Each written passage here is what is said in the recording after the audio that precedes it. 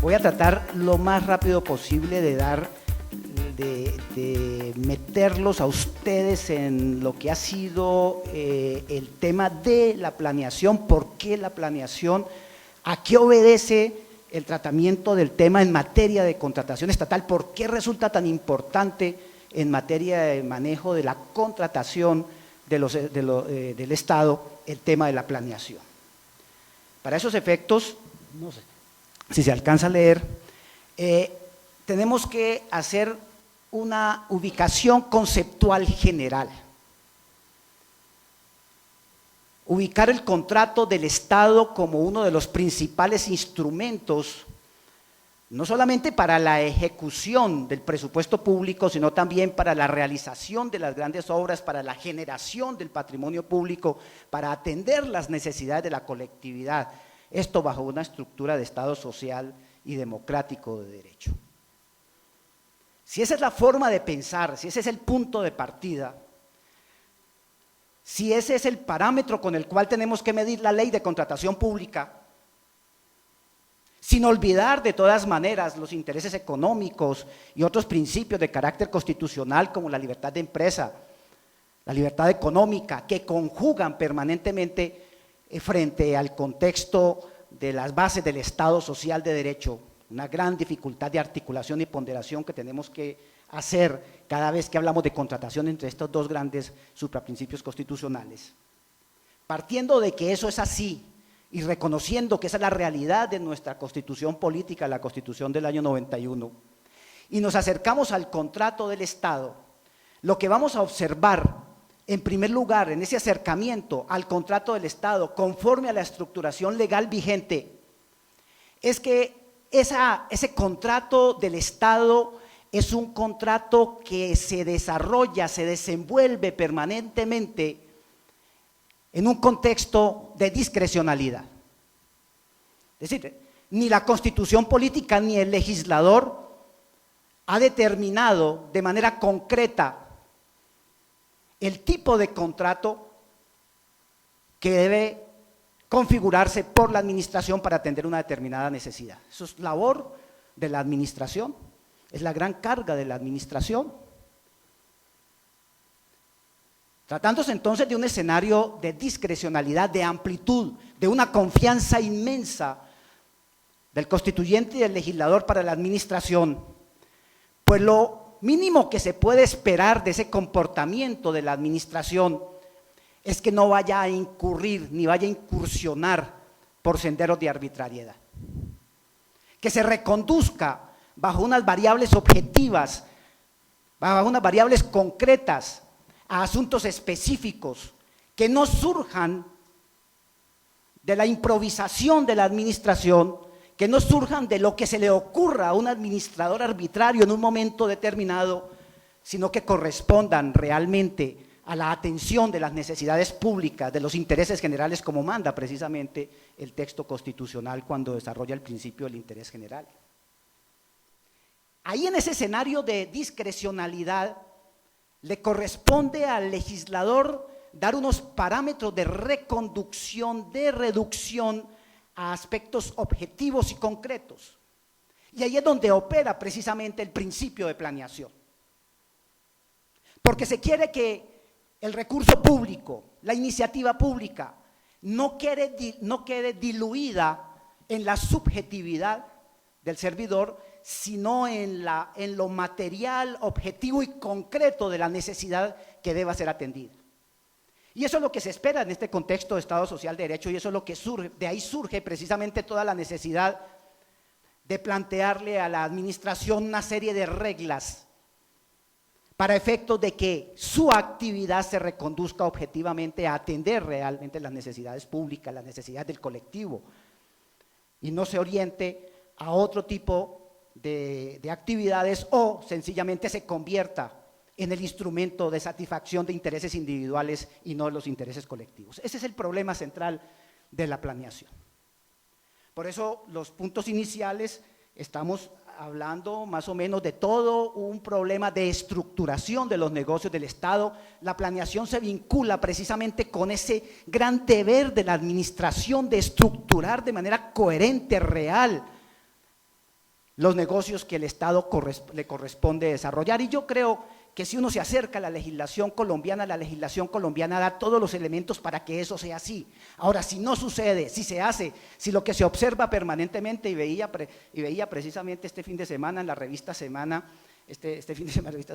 el artículo de Juan Martín Caicedo Ferrer en torno a la forma como se está manejando la contratación en Colombia, la gran contratación en Colombia, la contratación en infraestructura. Lo que yo observaba directamente de ese discurso, de ese trabajo, no era otra cosa que dificultades inmensas en los trabajos de planeación, en la gestión de planificación, en la estructuración de los negocios, en la improvisación y, por qué no decirlo como él lo plantea, en la misma corrupción y manipulación que se hace de toda la etapa precontractual para reconducir los negocios muchas veces a intereses individuales y en otros casos plantear negocios que no requieren el interés general ni que corresponden realmente a necesidades públicas. Ese es el problema, por eso estamos hablando, por eso la jurisprudencia del Consejo de Estado ha venido avanzando en torno al tema de la planeación como el gran imperativo de la administración, y de ahí hemos derivado consecuencias jurídicas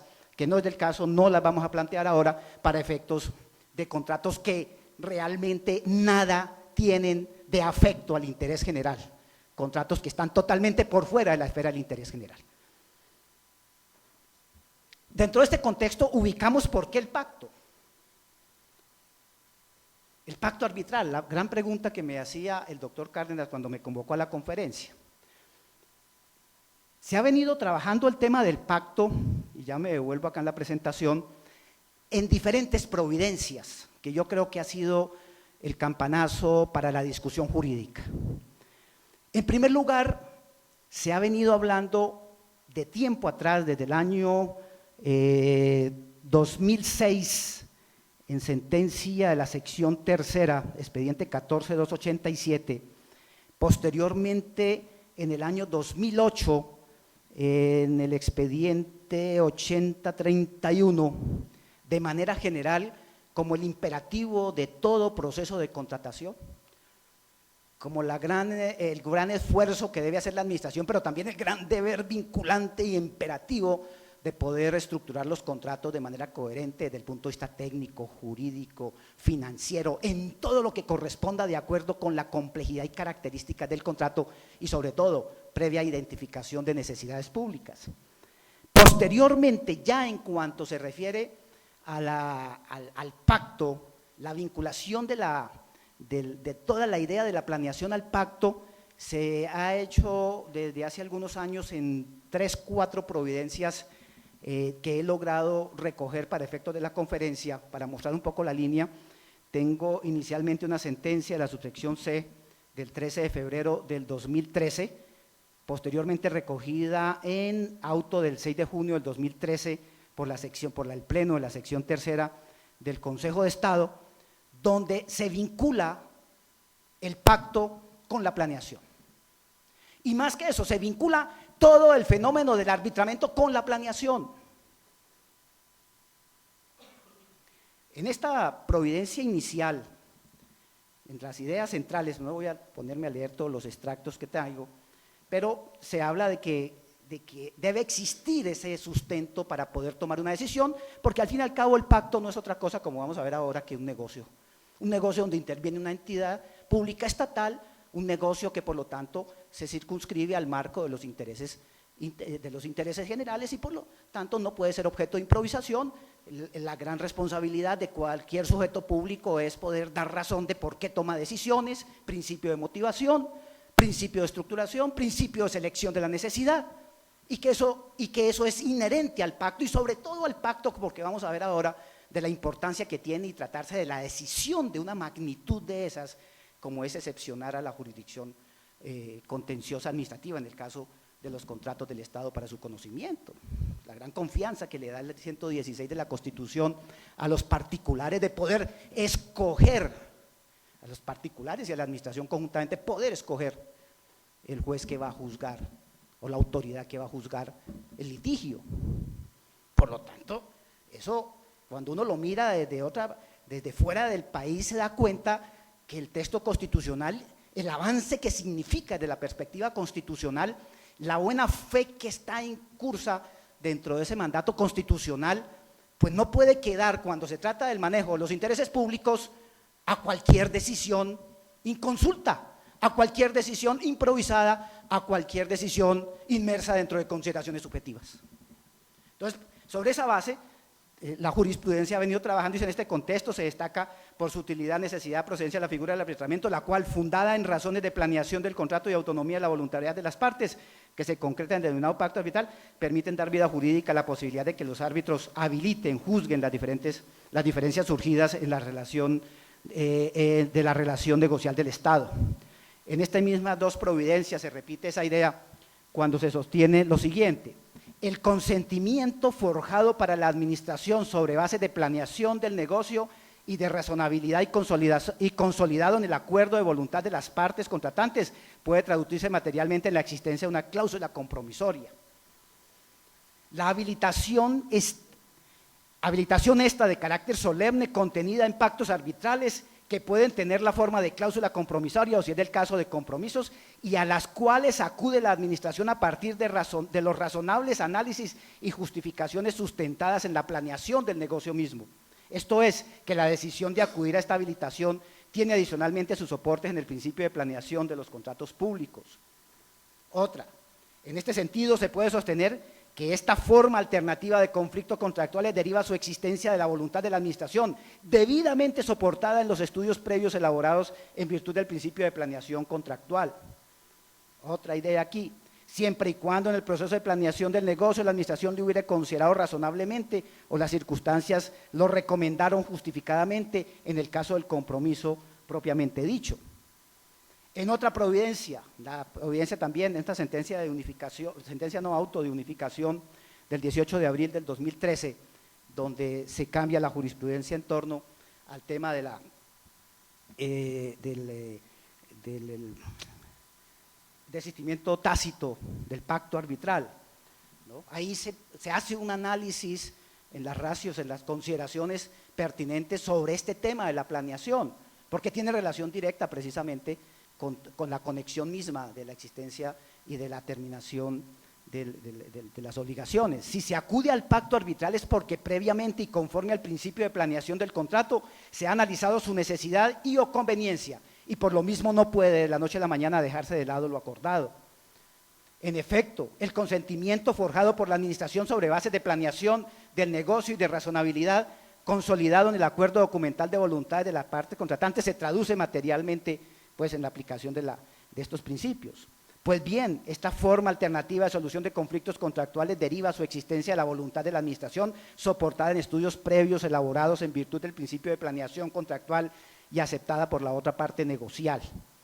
De esa forma, pues, la gran inquietud surge de estos trabajos que se vienen, de estos planteamientos y trabajos jurisprudenciales que se vienen haciendo por parte del Consejo de Estado, sobre la base de que el pacto es un negocio, y es un negocio en el cual hay una parte que es el Estado mismo, una entidad estatal es la que va a acordar, y por lo tanto no puede estar ausente de esa realidad.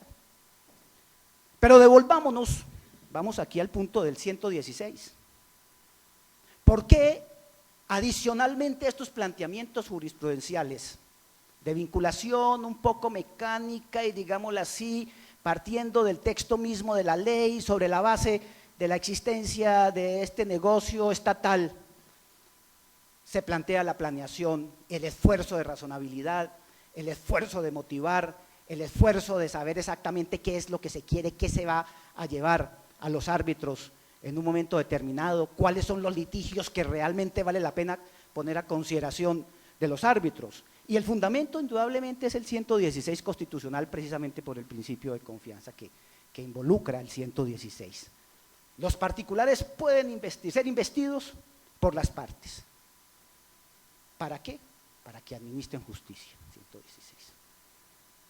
Eso ya nada más me está dando una pauta de una profundidad en el sentido de considerar al pacto no cualquier cláusula, no cualquier negocio jurídico del Estado.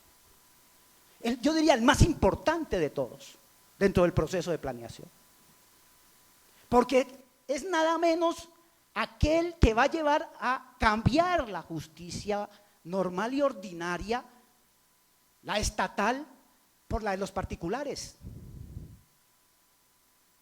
Y eso significa, vuelvo, insisto, como lo dije hace un momento, un grado de confianza enorme en la sociedad, que ha hecho el constituyente un esfuerzo muy grande que implica, cuando se trata de que una de las partes sea el Estado, de que ese Estado justifique, indique claramente, determine y seleccione, priorice el tipo de conflicto que debe llevar al conocimiento de los árbitros y aquel que va a quedar en conocimiento de la jurisdicción ordinaria, o si de acuerdo a las circunstancias se amerita que todo aquel litigio derivado de la relación contractual pase a conocimiento de los árbitros, y eso no es cualquier decisión.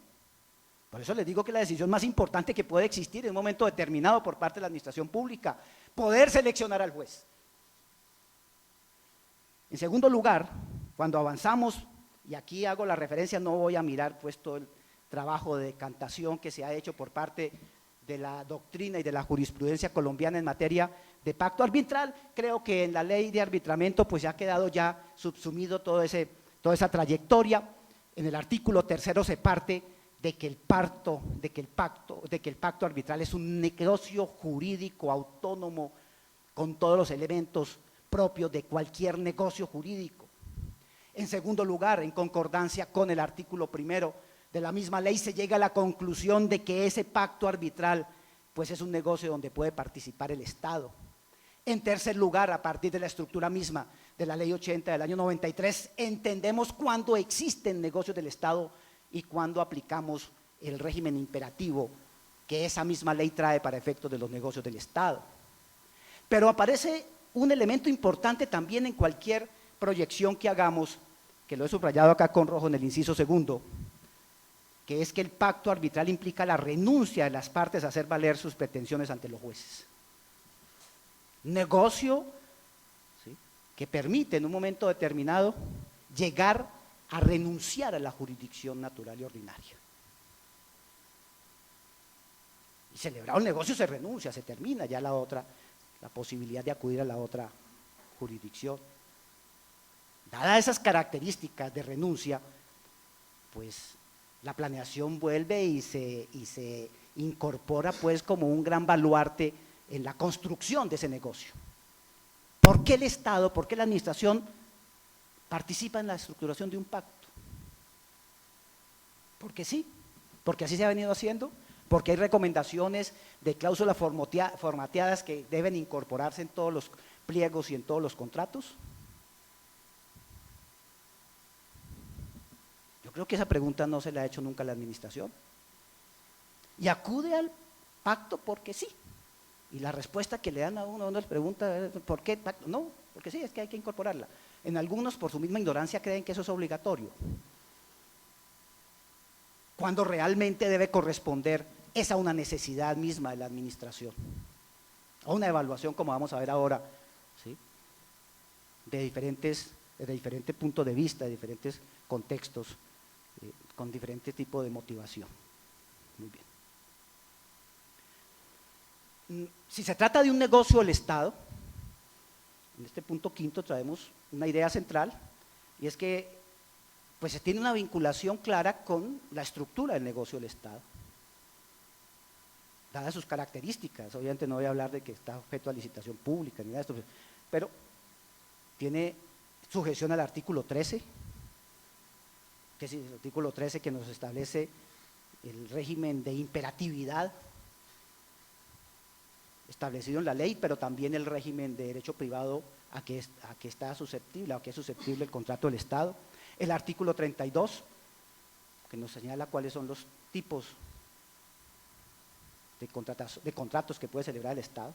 El mismo artículo 40, que tiene una importancia enorme en tratándose del pacto, porque permite determinar realmente sus características y sus razones y su vincularidad. El 40 para mí es el artículo más importante de la ley 80 porque permite en un momento determinado definir la estructura interna de los negocios bajo unos parámetros muy claros a los cuales quiero llegar en un momento. En sexto lugar, el artículo, bajo esta idea,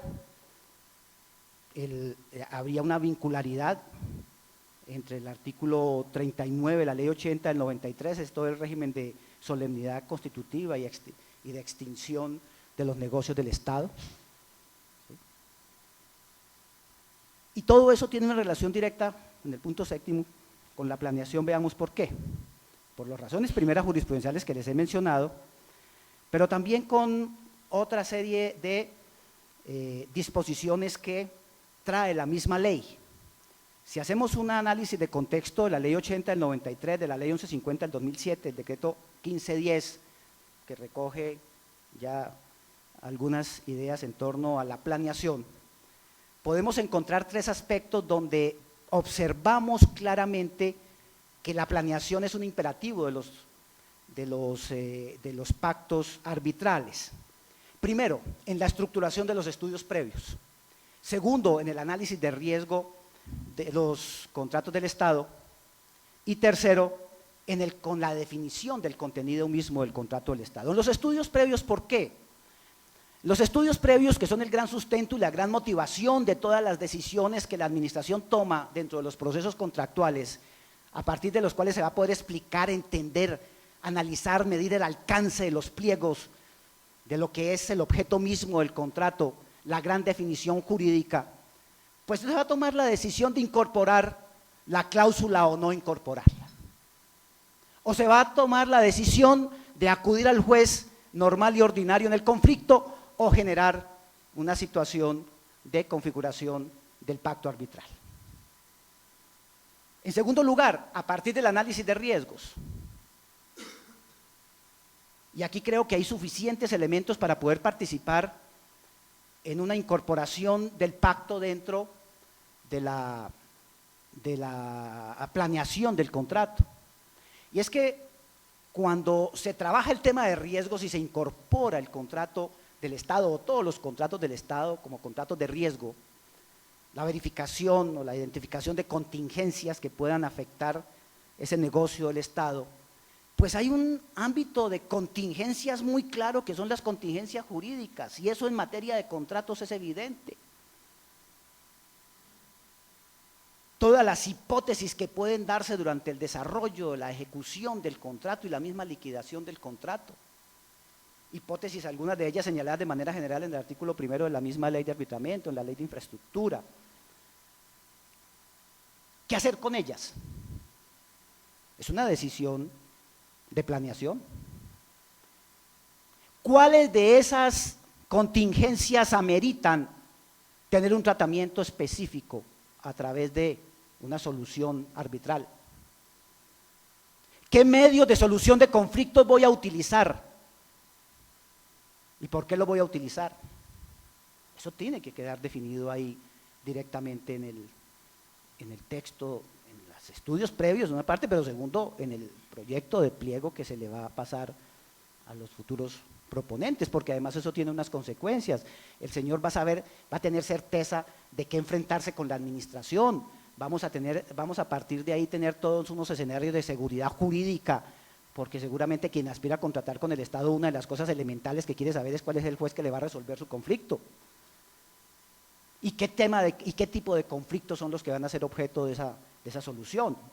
Entonces me parece que el riesgo jurídico, el riesgo de conflicto, los riesgos derivados de la litigiosidad que puede estar sujeta el negocio del Estado, pues es un aspecto importantísimo que no puede quedar al lado, que no puede ser abandonado, que una administración responsable tiene que hacer de una u otra manera para poder justificar la decisión que va a tomar en relación con la adopción de la propuesta de celebración de un pacto o la incorporación de la cláusula correspondiente. Y desde el punto de vista del contenido del contrato, pues la situación es aún mucho más clara.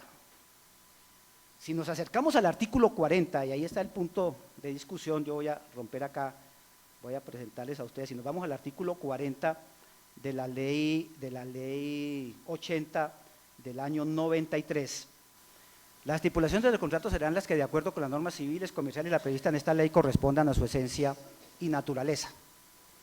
Las entidades podrán celebrar los contratos y acuerdos que permitan la autonomía de la voluntad y requieran el cumplimiento de los fines estatales. En este inciso segundo es donde pues se justifica plenamente todo el proceso de planeación para definir el contenido de los negocios.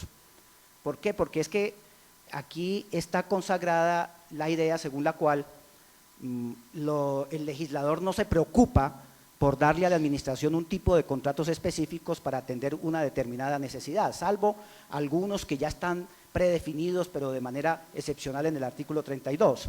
La gran idea del legislador en la estructuración de la ley 80 es que quien define el tipo de contrato, las condiciones del mismo, el contenido del mismo, pues es el proceso de planificación, porque esos contratos se piensan es para atender una necesidad concreta, y del proceso de planeación es que surge la necesidad, es que se puede saber exactamente qué es lo que tiene que atender la administración. Por eso los contratos son los que se requieran para atender los fines del Estado y no lo que la ley diga. Y para poder llegar a saber exactamente qué es lo que la administración necesita, pues tiene que agotarse todo el desarrollo técnico, de verificación, de consistencia, de estructuración propio de los negocios.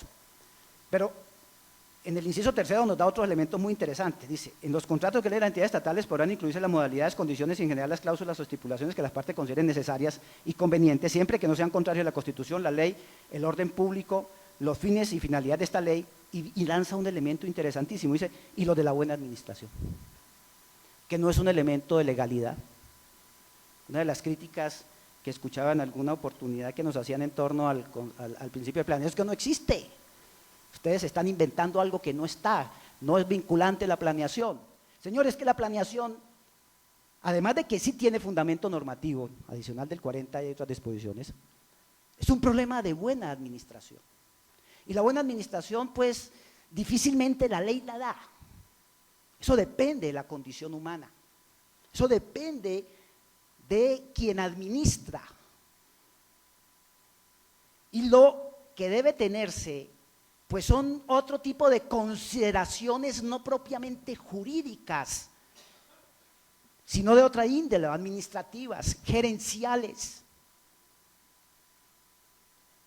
de conocimiento de la colectividad, de la comunidad, en fin, sociológicas, políticas muchas veces, para poder hablar de una buena administración, incluso postular el principio como se viene haciendo en recientes trabajos del derecho fundamental a la buena administración, rompiendo ese contexto de una legalidad estricta, es que yo solamente me sujeto a lo que dice la norma. No, aquí hay elementos adicionales, y un elemento adicional es poder determinar por qué me aparto del juez normal y ordinario, por qué voy a activar esa atribución constitucional de irme a los árbitros. Y ahí surge precisamente toda esta idea de poder motivar, de poder razonar, de poder dar una explicación concreta y específica. Este planteamiento del 40 se reproduce en otras disposiciones. Si nos vamos, por ejemplo, al artículo 25, en el artículo 25 vamos a tener varios numerales que nos dan la idea de que el tema de la planeación está vinculada a la etapa previa en todos los procesos de formación de este tipo de negocios. En el artículo 25, ya les señalo acá las disposiciones que encontramos absolutamente pertinentes. El numeral 5, se adoptarán procedimientos que garanticen la pronta solución de las diferencias y controversias que con motivo de la celebración y ejecución del contrato se presenten. El numeral 7, el tema de la conveniencia, inconveniencia, oportunidad, el mérito, etcétera, ¿no?, que son también consideraciones extrajurídicas. El numeral 12, que algunos lo ven como un numeral técnico, pero que tiene algunas expresiones, tiene algunos elementos que nos permiten deducir que la planeación no es esencialmente técnica, sino de otra naturaleza. Dice, con la debida antelación a la apertura del procedimiento de selección o la firma del contrato, según el caso, deberán elaborarse los estudios, diseños y proyectos requeridos, todos los que se requieran, para justificar las decisiones, ¿no? Es el gran soporte de la administración. Encontramos, por ejemplo, también en el artículo 26, otra disposición interesante, dice dos disposiciones interesantes. Los servidores, las actuaciones de servidores públicos estarán previstas por las reglas sobre administración de bienes ajenos y los mandatos y postulados que gobiernan una conducta ajustada a la ética y a la justicia. El servidor público no está administrando él sus intereses, está administrando lo de todos nosotros. Y una buena administración ligada a este concepto significa que me tiene que explicar por qué llegó a tomar esa decisión de entender que el arbitramiento era la mejor fórmula y por qué ciertos asuntos fueron llevados allá o por qué otros no fueron sometidos a consideración de árbitros cuando había elementos que ameritaban que fuesen llevados de manera pronta y oportuna porque el interés general necesitaba una solución oportuna y no tardía como la que puede brindar la jurisdicción contenciosa. El numeral dentro de este mismo, el numeral tercero, las entidades y servidores públicos responderán cuando hubieran abierto licitaciones o concursos en haber elaborado previamente los correspondientes pliegos de condiciones, términos de referencia, diseños, estudios, planos y evaluaciones que fueren necesarias cuando los pliegos de términos de referencia hayan sido elaborados en forma incompleta, etcétera, etcétera. Y aquí no me está excepcionando ningún negocio del Estado. Ahí esa decisión tendrá que ser, por lo tanto, sustentada y motivada de manera concreta en los procesos de planeación. En fin, hay otra cantidad en el artículo 28 también encontré, repasando, que hay referencias al tema. Dice, en la interpretación de las normas sobre contratos estatales relativas a procedimientos de selección y escogencia del contratista y en el de las cláusulas y estipulaciones del contrato se tendrá en consideración los fines y principios de que trata esta ley. Y los fines, uno de los fines y principios de esta ley, si ustedes se ubican, artículo 68 precisamente es el de la solución pronta, directa, eficaz, oportuna de los litigios en que puedan surgir con el contratista. ¿Por qué? Por los intereses de contenido económico que son obvios y naturales que hay en toda relación del Estado. Luego ahí también hay otro elemento de carácter normativo. En fin, son muchas las disposiciones de contexto que si las incorporamos dentro del contexto de la ley, pues me van a permitir en un momento determinado poder sustentar la idea, y ha sido precisamente lo que se ha trabajado en los pronunciamientos del Consejo de Estado, en relación con que el tema de la planeación no está ausente del pacto arbitral ni de la figura del arbitramiento. En reciente legislación, y hago especial referencia en este caso a la ley 1682 del 2013, en el artículo 14, se avanza en el tema desde el punto de vista legislativo, ya sin miedo. Cuando regula los mecanismos de solución de conflictos, se está diciendo que inclusive, aunque no habla estudios previos, sí dice que en los pliegos, el perfil de quienes pueden ser los árbitros, quienes pueden entrar a solucionar, o sea, está ya visualizando, le está diciendo a la administración, mire, ya en esa etapa previa, porque el pliego hace parte, y es el resultado pues de la planeación, usted defina perfiles, y si define perfiles tuvo que haber estudiado cuáles eran esos perfiles para poderlos incorporar en el pliego. Luego ahí hay unos elementos muy interesantes en torno a la idea de la planeación vinculada al pacto arbitral. Algunos otros temas de complemento a este planteamiento, podemos ver el punto tercero, extinción del pacto arbitral y el carácter solemne del contrato estatal. Si estamos hablando de que el contrato estatal, perdón, que el pacto pues es un contrato donde interviene el Estado, está dentro de la descripción del 32, es posible que el Estado lo haga, participe como tal. Históricamente el Estado ha venido pues estructurando pactos arbitrales, no es la primera vez que lo hace. Y si entendemos bajo esta línea, como lo ha hecho la jurisprudencia, de que esto es un negocio más del Estado, pues el carácter y los elementos de la normatividad imperativa que regula la ley 80, que no han sido, que hacen parte de la especialidad misma de la contratación del Estado. Hago referencia al artículo 13 de la ley 80, que dice que en todo aquello que esta ley establece como ordenamiento imperativo, normas que no pueden ser negociadas, normas que obligan a que así se consideren, pues se aplicarán de manera preferente, típico principio de especialidad frente a cualquier otro ordenamiento jurídico. Entonces aquí surgen una cantidad de ideas que de pronto pueden ser objeto de discusión, y de hecho son objeto de discusión en la doctrina y en la jurisprudencia, y hay enfrentamientos y hasta duelos por el tema, en el sentido de si El contrato, el pacto arbitral como contrato del Estado está sujeto a la solemnidad. Pues en eso no encontramos ninguna excepción en algunas providencias del Consejo de Estado. Posiblemente si hacemos un acercamiento a la ley de arbitramiento hay algunas normas que darían lugar a algún tipo de discusión y de definición de la jurisprudencia sobre el tema. Pero la posición hasta ahora, la que hemos mantenido, por lo menos de la cual comparto, es que esa estructura imperativa que nos trae la Ley 80 en cuanto al carácter solemne del contrato del Estado, pues no solamente para la configuración del mismo, sino para todos los demás efectos, y el régimen jurídico aplicable al mismo, pues está sujeto al tema de la solemnidad, porque hace parte de la normatividad especial imperativa, y la normatividad especial imperativa pues excepciona cualquier posibilidad de la autonomía, la voluntad de regular este tema en otro sentido.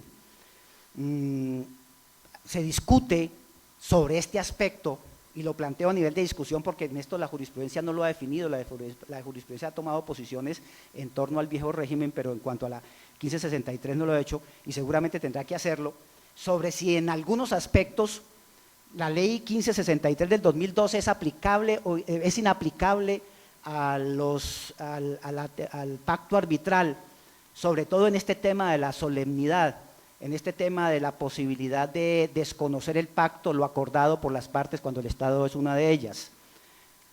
Básicamente la gran discusión tendría que darse, y es el tema que seguramente tendrá que girar la jurisprudencia sobre el parágrafo del artículo 21 de la ley 1563 en torno a la excepción de existencia o no existencia de pacto arbitral, que eventualmente es una innovación frente al régimen jurídico anteriormente existente.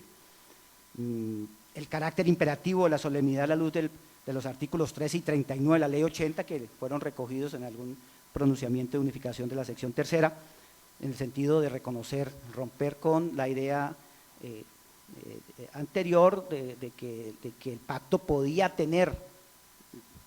ser objeto de desconocimiento procesal, no obstante su existencia real y material, donde existen consideraciones profundas de carácter constitucional y de estructuración de los negocios del Estado, donde sin una simple omisión puede dar lugar a que se desconozca el pacto cuando está de por medio la seguridad jurídica fundamentalmente. Lectura sistemática para estos efectos que se propone y es parte de la discusión, sobre los cuales pues no me atrevo a tomar posición jurídica porque seguramente reconozco las tendencias, pero habría lugar a dificultades posteriormente en la adopción de algunas providencias. No quiero comprometer mi opinión, pero en primer lugar, si se puede hacer una lectura sistemática de los artículos 3, inciso 2 y 20 de la ley 1563 del 2012, con los artículos 180 y 187 de la ley 1437 del 2011. ¿Por qué?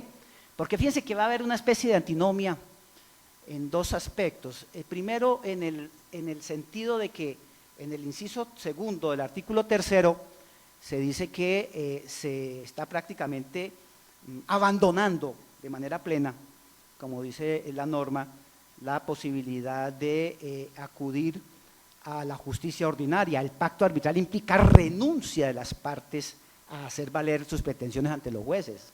Si se renuncia, ¿es posible echar para atrás las renuncias? ¿O ya quedó renunciado en el momento en que se consolida el pacto?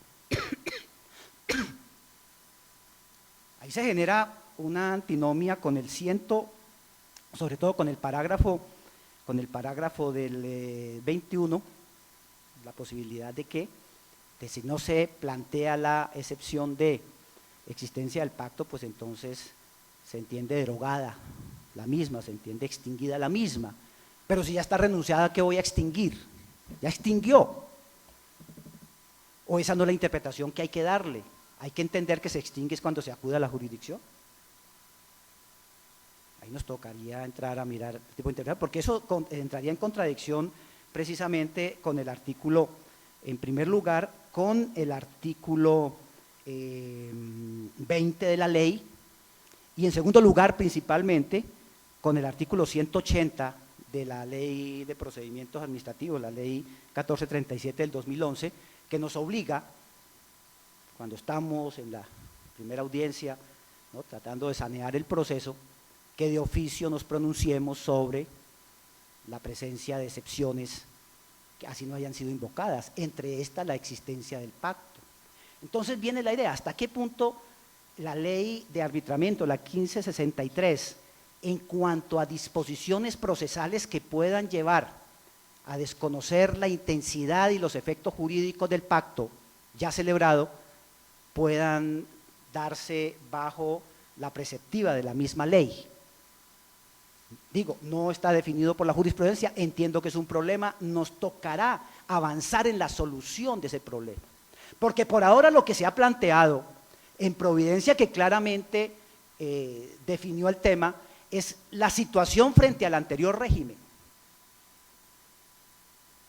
frente al régimen jurídico vigente antes de la expedición de la ley, en el sentido de que pues el pacto es un pacto solemne, y ese pacto no solamente se configura y se constituye a través de las solemnidades que establece la ley, sino que habría que darlo por terminado también a partir del cumplimiento de las solemnidades que invita todo contrato, para darse por terminado todo contrato, lo cual excepciona de entrada la posibilidad de aplicación del régimen civil, del régimen privado, en cuanto a la terminación misma de los negocios del Estado. Esa es más o menos la situación. Las razones muy rápidas y muy superficiales que nos han llevado a plantear la sustantividad del pacto, no en la improvisación, sino en consideraciones profundas, en análisis, en estudios, en evaluaciones serias, responsables que haga la administración para poder llegar a plantear su existencia, sea en la modalidad de cláusula o sea en la modalidad de compromiso. Esas son rápidamente, diría yo, algunas de estas consideraciones. Digamos que la idea de la tertulia es fundamentalmente preguntarnos si la indebida planeación de un pacto arbitral podría generar la nulidad del contrato y si podría generar la nulidad del laudo. Esa es la pregunta que quisiéramos tratar de resolver. Y la pregunta nace fundamentalmente respecto de dos providencias del Consejo de Estado y de una directiva presidencial. Una primera providencia en la cual se declara la nulidad de un contrato por la violación del principio de planeación. Una segunda providencia también del Consejo de Estado en la cual se hace una vinculación muy estrecha del principio de planeación con la cláusula arbitral, y finalmente la directiva presidencial donde se indica que la elaboración o la decisión más bien de pactar arbitramiento, dice la directiva, es una decisión de política pública que debe estar justificada y documentada y que debe tener previamente un concepto jurídico. Entonces, frente a esos tres antecedentes, la pregunta que formularíamos, repito, es saber si o qué consecuencias podría traer la falta de planificación o la falta de justificación, si ustedes quieren, de la decisión que toma la administración de pactar o de incluir una cláusula compromisoria en un contrato o de eventualmente pactar un compromiso después de que ha nacido el conflicto. La primera sentencia, y aquí empiezo un poco de memoria sin la ayuda, en la primera sentencia, ¿cuál fue la decisión del Consejo de Estado? En la primera sentencia simplemente se demanda ante un tribunal el incumplimiento de un contrato porque la entidad contratante se había comprometido, se había obligado a entregar los predios del contrato en la fecha del acta de iniciación. Entonces, la entidad contratante no cumplió esa obligación, el contratista demandó, digamos que ahí es la clásica demanda en la cual se dice: usted incumplió la obligación contractual, no me entregó los predios cuando debía entregármelos, me debe pagar la mayor permanencia en la obra. Me refiero entonces a la sentencia del 13 de junio de 2013 y el Consejo de Estado anula el contrato señalando no se cumplió con el principio de planeación. ¿Por qué razón? Porque la entidad, al celebrar el contrato, no tuvo en cuenta que no tenía disponibles los predios para entregarlos. Entonces dijo, el principio de planeación obviamente es muy importante, como lo acaba de decir el doctor Santofimio, siendo muy importante el principio de planeación, la entidad al celebrar el contrato debía tener disponibles los predios.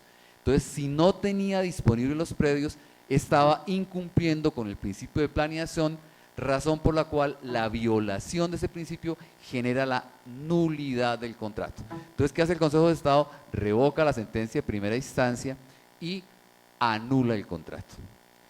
De esa sentencia yo quiero destacar lo siguiente. Uno, el principio de planeación, dice el Consejo de Estado, no está, digamos que explícito en la ley 80, pero se deduce de una cantidad de normas que ha citado el doctor Santofimio y que ciertamente nadie discute lo anterior. Dos, indica la oportunidad de celebrar el contrato forma parte de ese principio. Y tercero, su violación, la violación de ese principio de planeación y no haber incluido, no haber tenido listos los predios, dice el Consejo de Estado, conlleva la nulidad del contrato, y aquí quiero precisarlo, porque tiene objeto ilícito.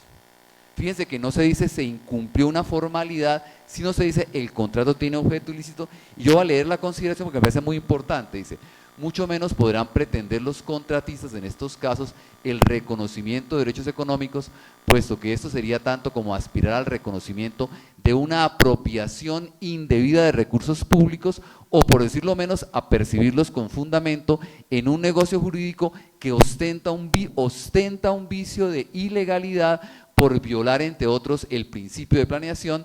Desde ese instante, o sea, la celebración, ya es evidente que el objeto contractual no podía ejecutarse en el tiempo acordado y por consiguiente infringen la ley no solo la entidad estatal, sino también el contratista al celebrar un contrato con serias fallas de planeación, puesto que todo indica que el objeto contractual no podía realizarse o sería muy difícil realizarlo en el tiempo previsto.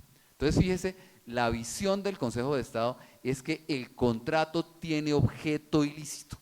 De alguna manera parece que dijera, aquí se presume que se pusieron de acuerdo los dos en hacer algo que no se podía hacer y que desde el principio era imposible hacerlo porque la entidad no había comprado los predios. Esa es, digamos que, la visión del Consejo de Estado, y por esa razón, repito, la causal de nulidad que se aplica no es la falta de formalidades, sino de la del objeto ilícito, que tiene obviamente consecuencias. La causal de nulidad por objeto ilícito, uno, puede ser declarada de oficio, obviamente, y dos, no es susceptible de saneamiento en ningún caso. Y eso me parece que es importante retenerlo para la discusión posterior. Esa sentencia es revocada por una decisión de tutela de la sección quinta del 21 de agosto. La sección quinta dice, no hay falta de planeación, primero porque, no hay nulidad, dice la sección quinta, la falta de planeación ocurre antes de la formación del contrato. Dice, en realidad, eso lo que generaba era el incumplimiento del contrato, no haber entregado los predios, no generaba nulidad del contrato. Dice, no genera nulidad por objeto ilícito, y la sección quinta dice, el objeto del contrato son las prestaciones pactadas en el contrato. Y ese objeto, que era hacer una obra, pues no es ilícito. Entonces, como no es ilícito ese objeto, pues simplemente usted no puede declararlo por objeto ilícito. Luego, dice, porque ese objeto ni atenta contra el ordenamiento jurídico, ni contra las buenas costumbres, ni contra los términos explicados. Luego, digamos que se vuelve a proferir la sentencia de reemplazo por la sección tercera, y la sección tercera, digamos que insiste en referirse a la causal de nulidad del contrato, que es a la que nos referimos anteriormente. Y dice, lo que ocurre es que la sección quinta está confundiendo el objeto del contrato con el objeto de las obligaciones. El objeto del contrato fue el que vimos como ponernos de acuerdo en algo que no podía hacerse, y es distinto del objeto de las obligaciones. Ahora, en las dos sentencias que me parece muy importante resaltarlo, en la primera de la sección 3 y en la segunda, se repite este párrafo que me parece que restringe la aplicación o la cantona o la delimita, es muy importante tenerla en cuenta, porque uno puede decir es que el Consejo de Estado dijo que la violación de la planeación genera nulidad, en general no. El Consejo de Estado lo dijo en unos términos limitados que yo creo que hay que entenderlo dentro de esos términos. Entonces el Consejo de Estado, las falencias que producen esta mácula en el contrato de administración son aquellas que desde el momento de su celebración, ¿qué quiere decir? No es toda falta de planeación la que genera la nulidad del contrato en la visión del Consejo de Estado. Dice, son aquellas que desde el momento de su celebración ponen en evidencia que el objeto contractual no podrá ejecutarse o que su ejecución va a depender de situaciones indefinidas o inciertas por necesitar de decisiones de terceros o que los tiempos de ejecución acordados no podrán cumplirse y por ende habrá de sobrevenir el consentimiento de detrimento patrimonial de la entidad contratante por los sobrecostos en que habrá de incurrirse por el retardo. Dos puntos que quisiera resaltar aquí. Uno, que estamos hablando de una nulidad fundada no en la violación de una regla, sino en la violación de un principio. Y eso genera dificultades, porque el principio es un mandato de optimización. Uno diría, ¿se cumplió correctamente la planeación o no se cumplió óptimamente la planeación? Pero ahí hay grados. Entonces, poner como causal de nulidad no la violación de un precepto legal, de una formalidad, es nulo porque no hizo licitación, sino es nulo porque violó un principio, pues genera una cantidad de tonos grises, negros, que le permiten gran subjetividad al juzgador, y ahí hay un problema, ¿de acuerdo? Digamos, sería lo primero. Y segundo, nos parece que la causa por la cual el Consejo de Estado considera que hay nulidad por objeto ilícito en relación con la planeación del contrato tiene que ver fundamentalmente con la posibilidad de determinar el objeto. Se refiere, uno ve, aquí digamos que lo que reprocha el Consejo de Estado fundamentalmente es la indeterminación del objeto. Ahora, el 6 de junio, en otra sentencia, digamos que el Consejo de Estado vuelve a insistir en la importancia de la planeación y en la vinculación directa de la planeación con la decisión de acudir a arbitramiento. Entonces dice que la decisión tiene adicionalmente sus soportes en el principio de planeación de contratos públicos, deriva su existencia de la voluntad de la administración, debidamente soportada en estudios previos elaborados en virtud del principio de planeación contractual. Entonces, claramente el Consejo de Estado está mandando el mensaje de decir la decisión de ir a arbitramiento debe estar justificada o contenida en estudios previos del contrato. La administración, en esa sesión la administración lo hubiera considerado razonablemente o las circunstancias recomendaron justificadamente en el caso del compromiso propiamente dicho. Entonces simplemente en esa sentencia vuelve a referirse, la planeación está vinculada a la cláusula, que es donde nos preguntamos si podría generar nulidad. Y finalmente viene la directiva del 11 de noviembre de 2014, que se dicta, dice la directiva, para proteger los intereses del Estado. Dice un término que ahora está de moda y dice que la decisión de pactar arbitramiento es una decisión de gerencia pública explícita. Es un término chévere que está de moda.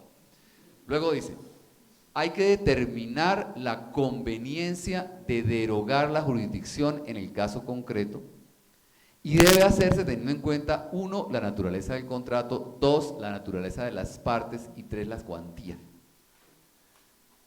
4 dice, debe haber un concepto jurídico y pareciera que dijera, debe documentar las razones. O sea, pareciera que no es suficiente un concepto de un abogado en que diga, en este caso es conveniente por tal razón pactar arbitramiento, sino que parece que hablara como de pruebas, documentar las razones. Eso dice la directiva. Entonces, planteo la pregunta y planteo el problema, ¿cierto? Sería, el pacto arbitral se vincula al principio de planeación, la causal primera de nulidad de los laudos arbitrales es la invalidez del pacto, ¿cierto? Entonces, obviamente esa es una causal que debe haber sido alegada dentro del arbitramiento, o sea, para que usted pueda alegar esa causal de nulidad en el recurso de anulación, obligatoriamente tiene que haber recurrido el auto en el cual se asume competencia. Pero digamos, el problema entonces, ¿cuál puede ser? El problema puede ser si los señores árbitros en el día de la asunción que están asumiendo competencia, pues el abogado del Estado le dice, oiga, señores árbitros, aquí no hay un estudio previo de planeación sobre la decisión de pactar arbitramiento. Entonces yo considero que esa cláusula es nula porque no se cumplió no hay un concepto jurídico previo de lo anterior, ¿cierto? Entonces, ¿qué hacen los árbitros? Pues tienen todas jurisprudencias, tienen una directiva presidencial. La pregunta es, ¿eso podrá generar nulidad?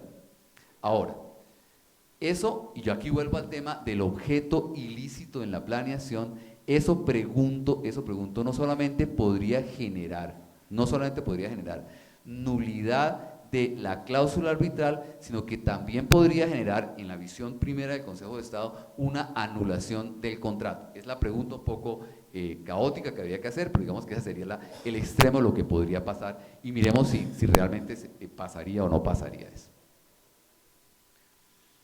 Primero creo que habría que distinguir como la planeación del objeto del contrato con la planeación del contrato mismo, que me parece que es importante distinguirlo. Uno, obviamente, los estudios previos de factibilidad, uno supone que se requieren para determinar la necesidad de la obra, la vinculación con el plan de desarrollo, la oportunidad de realizarla, los beneficios, las dificultades. Fíjense que el mismo razonamiento para comprar predios puede estar para tener licencias ambientales.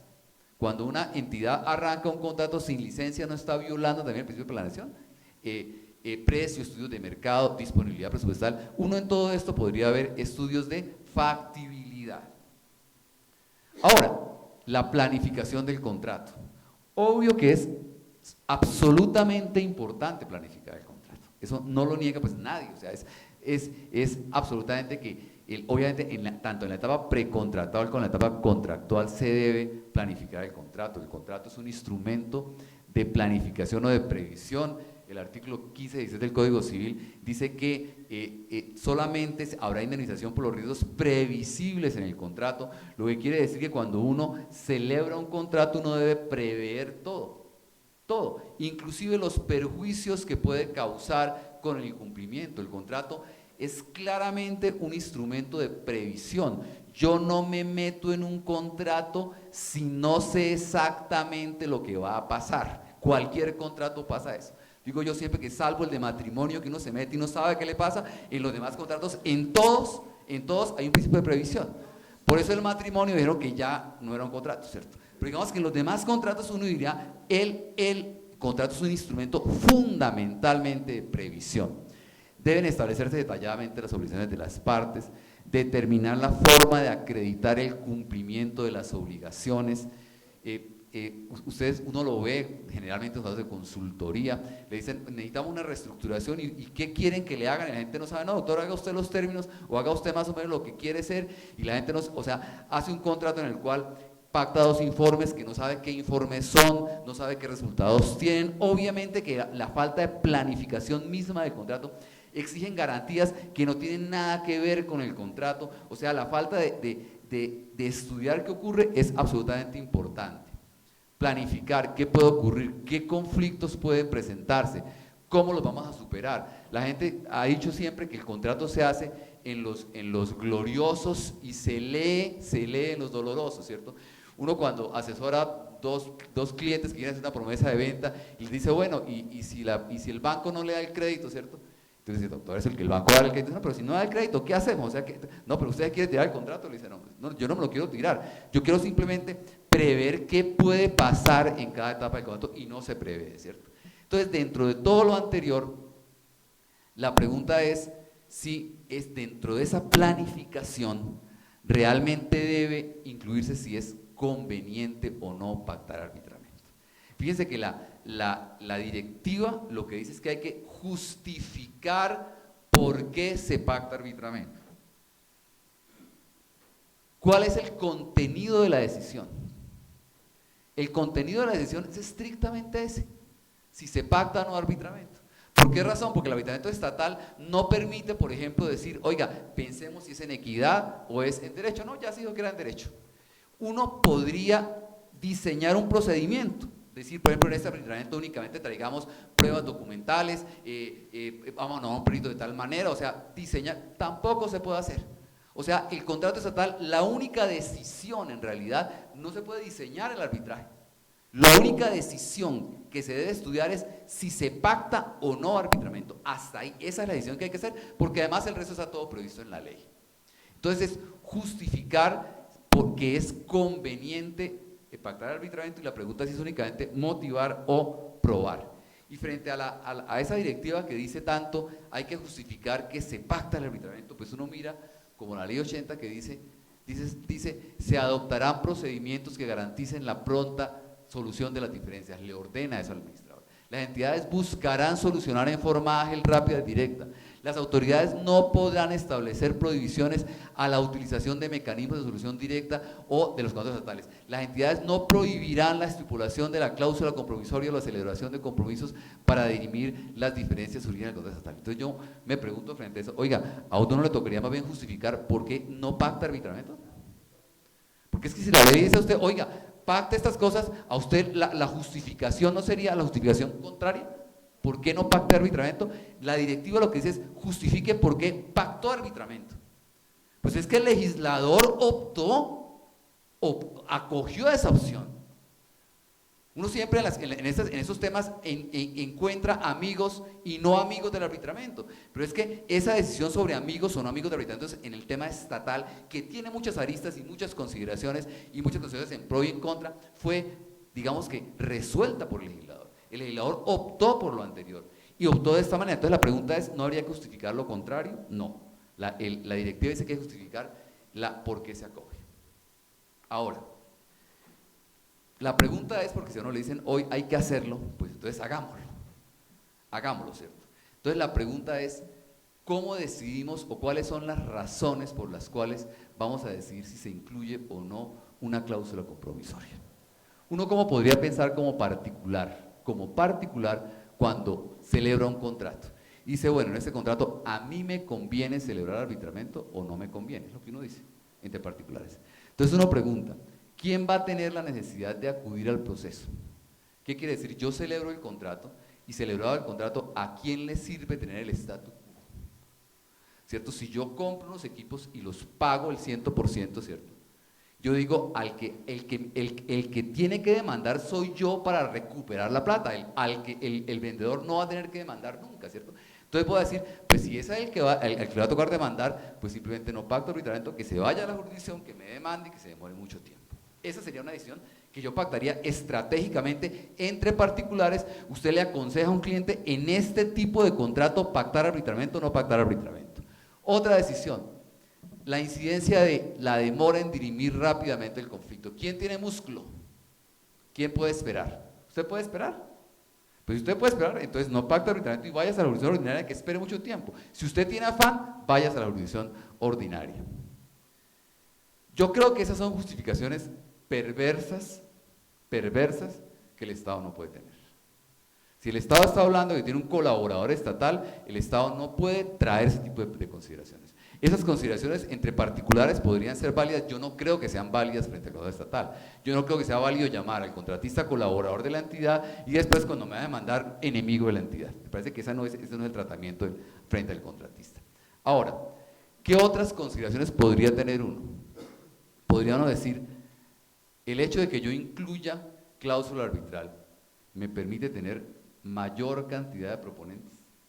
Quiere decir, si yo en el pliego de condiciones incluyo la cláusula arbitral, hay muchos proponentes que contratarían, que del hecho de que no haya cláusula seguramente no van a contratar.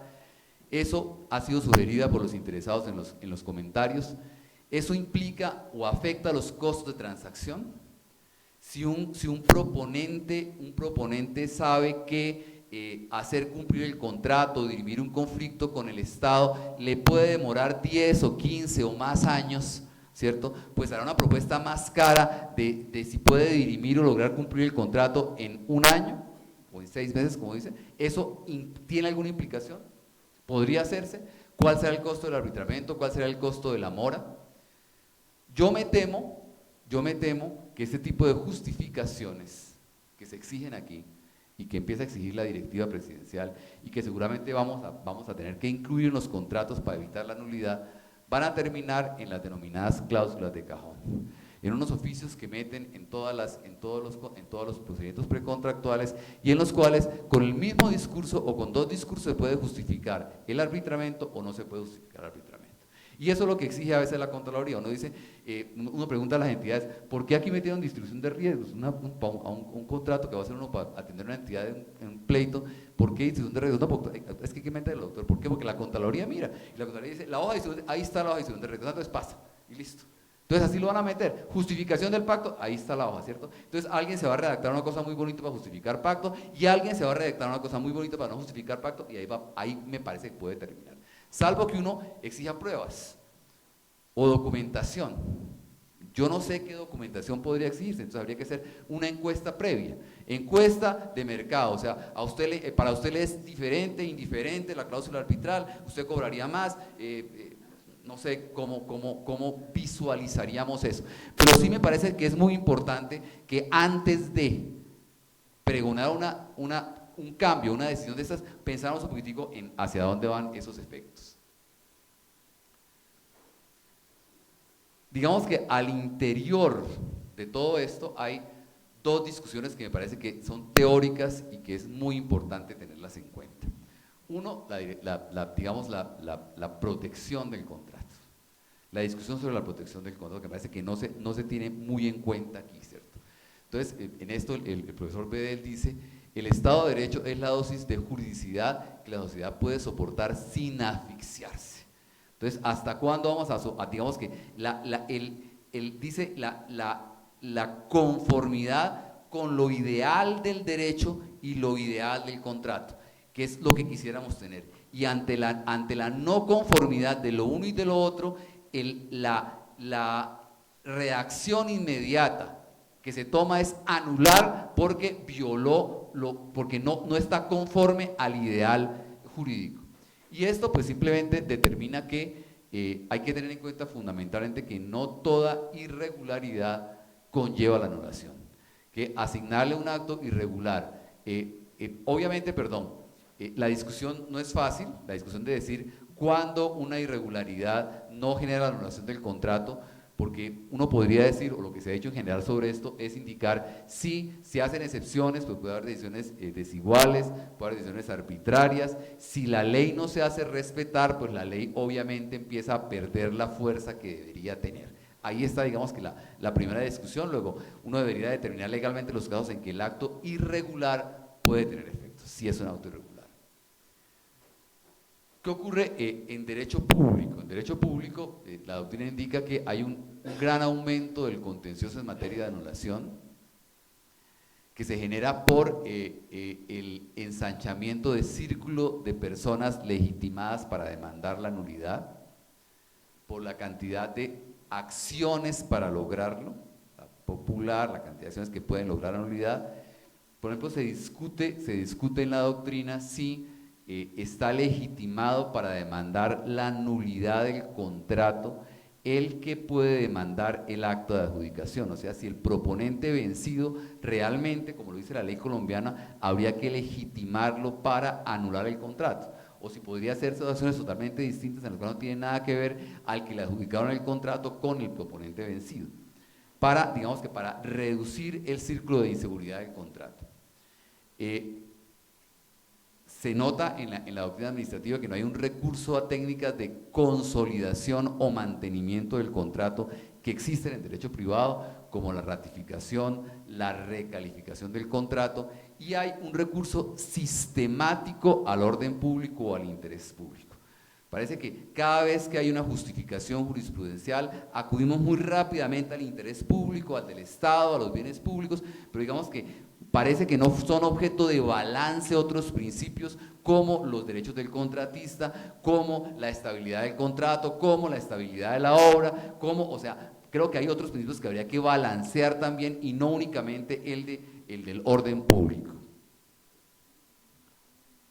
La fragilidad del contrato, dice la doctrina, también está afectada por muchas cosas, por leyes imprecisas, por frecuentes modificaciones a la ley de contratación que ocurre en Colombia, por la complejidad de los procedimientos, por el costo y por la duración.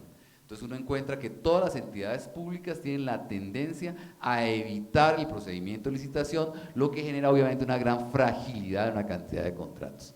Y obviamente, lo decíamos antes, el aumento de contencioso por la cantidad de acciones y de personas legitimadas.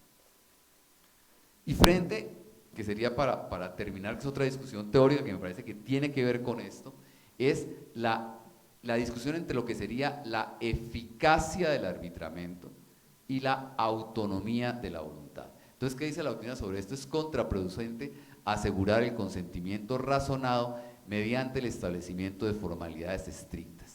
La eficacia tiende a limitar el número de condiciones de validez y a acoger presunciones con mayor amplitud. ¿Cuál es la idea de esto? La idea simplemente es señalar que si le ponemos muchos más requisitos de validez al consentimiento arbitral, ¿qué es lo que está pasando con esta teoría? Si queremos queremos en lugar de contentarnos con la voluntad declarada de ir a arbitramiento, queremos insistir en esto, pues esto obviamente va a afectar la eficacia del arbitramiento. Y en este punto, digamos que la discusión doctrinaria obviamente permite las dos cosas. En el otro extremo se dice que todo lo que contribuye a la eficacia es sospechoso de atentar contra la autonomía de la voluntad.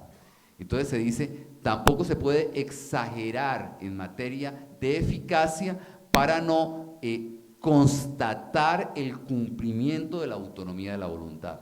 ¿Qué quiere decir esto? Que se trata de asegurar que efectivamente la parte dio el consentimiento para el contrato. En esto uno podría mirar que hay dos normas de la ley 1563, una que es el 41 que indicaba que como causal de nulidad estaba la inexistencia, invalidez absoluta, que alguien podría haber interpretado como que esto favorecía la eficacia del arbitramiento porque no permitía la anulación, sino cuando existiera invalidez absoluta, pues ya fue declarada inconstitucional por la Corte para indicar que la causal de anulación del laudo puede venir de nulidad relativa o de nulidad absoluta y que en ambos casos, si está afectado el consentimiento, yo tengo el derecho de pedir la anulación del laudo. Y de alguna manera la ley 1563 propende por la eficacia, por la mayor consensualidad del pacto arbitral, por permitir que se entienda celebrado, digamos que quitándole formalidad. Entonces, uno, elimina el escrito para el pacto. Dos, establece presunciones, unas presunciones bastante fuertes. El artículo 3 dice, si en el término de traslado de la demanda o de su contestación o de las decisiones previas, una parte invoca, fíjense, yo la demando ante el juez ordinario. El señor al contestar la demanda dice, invoco la existencia propongo la existencia de compromiso, pero no lo apruebo, o sea, no presento la prueba del compromiso. Y la otra parte no se opone a lo anterior, se entenderá la existencia, se presumirá, lo que podría ir un poco más, digamos, en el campo de decir, estamos presumiendo mucho y podemos de alguna manera en esos casos estar atentando contra la autonomía de la voluntad porque estamos presumiendo, me parece a mí, de una manera bastante amplia para favorecer la eficacia del arbitramiento del anterior. Eso frente ahí, pero en el punto del centro, del objeto de la discusión, pues reitero que este tipo de discusiones me parece que no estarían vigentes frente a el Estado. Me parece que la exigencia de planificación, la exigencia de ese estudio previo, de esa documentación previa de la cual habla la circular de la presidencia, me parece que puede poner en riesgo la eficacia del arbitramiento y me parece que podría en el futuro generar nulidades de laudos o nulidades de contratos. Muchas gracias. Yo empecé entonces con el principio de planeación y dije, pues después miraré a ver qué digo de arbitraje. Y entonces empecé a hacer una búsqueda y de pronto cuando estaba en eso me encontré, casi que puse función buscar y de pronto encontré por allá una jurisprudencia. Empecé a encontrar jurisprudencias del Consejo de Estado donde hacía alusión a que en el principio que la decisión sobre el pacto arbitral hacía parte del principio de planeación, que como consecuencia del ejercicio del principio de planeación, dentro de él se debía considerar la viabilidad de celebrar, suscribir un pacto arbitral. Con lo cual yo no entendía todavía muy bien cuál era esa relación, porque en las sentencias básicamente que encontré eso fue, en primer lugar, pues la sentencia de unificación, habría que empezar por ahí, la sentencia de unificación 18 de abril del 2013, donde dice que se acude a pacto arbitral es porque previamente y conforme al principio de planeación, y lo refiere ahí. En segundo lugar, esta forma alternativa de solución de conflictos contractuales deriva de su existencia de la voluntad de la administración, soportada en estudios previos elaborados en virtud del principio de planeación. En tercer lugar, la habilitación de árbitros tiene como soporte adicional el principio de planeación. Entonces ahí ya descansé un poquito y dije, bueno, hay alguna relación entre el principio de planeación y el pacto arbitral. Y empecé a mirar, bueno, desarrollemos el principio de planeación, y dije, y hay que hacer una aclaración, aunque ya lo dijeron quienes me antecedieron, esas referencias son con ocasión de la explicación de por qué el desistimiento tácito en materia de contratos estatales o del arbitraje con ocasión de conflictos en contratos estatales no sería válido. Fundamentalmente porque cuando dice es que hace parte de, y lo explicaba el doctor Santofimio hace un rato, el contrato estatal es solemne, esto hace parte de esa suscripción solemne, luego entonces por un acto, por una omisión de actuar no se podría entender que se desfigura una cláusula que fue objeto, y para ahondar todavía más, es mi interpretación, lo que dicen es que es más, hace parte del principio de planeación, se tuvo que haber planeado en ese momento dicha situación y como consecuencia de ello hace parte del principio de planeación. Hasta ahí, pues digamos que seguí avanzando. Y entonces arranqué a tratar lo que en teoría yo iba a desarrollar al principio antes de que encontrara la relación, que era el principio de planeación, donde estaba legalmente. Y legalmente, dentro de otras normas, pero digamos, incluso previo a la ley 80 se sabía del principio de planeación y jurisprudencialmente se había hablado del principio de planeación. Es más, en mi opinión, el concepto del AIU de los contratos hace parte de un principio de planeación adicionalmente que viene en dos sentidos, tanto del proponente y contratista posterior, donde hace un estudio de cuál es la administración, cuáles son los imprevistos que va a tener, que son imprevistos previsibles, que de alguna manera, en mi opinión, coincide con el concepto hoy de la matriz de riesgos, de los riesgos previsibles, y obviamente la utilidad, es decir, eso no es, digamos, no fue novedoso, la ley 80 lo mencionó y básicamente el artículo 25 en su numeral 12 hace referencia a dicho punto. A su vez, el decreto 1510, además de otras normas de donde se puede colegir que está el principio de planeación, pero el decreto 1510 de manera expresa en el artículo 20 concreta, tiene el título planeación y ahí habla de cómo se concreta el principio de planeación. Y básicamente trae 8 numerales, que recuerden que es lo que debe contener todo estudio previo y con lo que un organismo de control hace el checklist. Muestre a ver si sus estudios previos están completos o no. Y va cogiendo numeral por numeral.